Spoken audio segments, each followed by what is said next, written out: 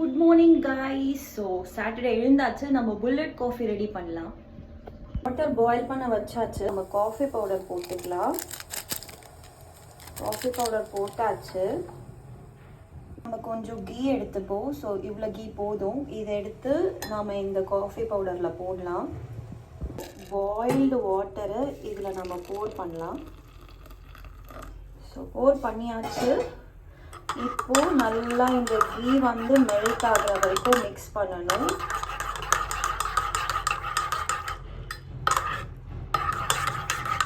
ஆயிடுச்சு. ஸோ நம்மளுடைய bullet coffee ready. குடிச்சு பார்க்கலாம்.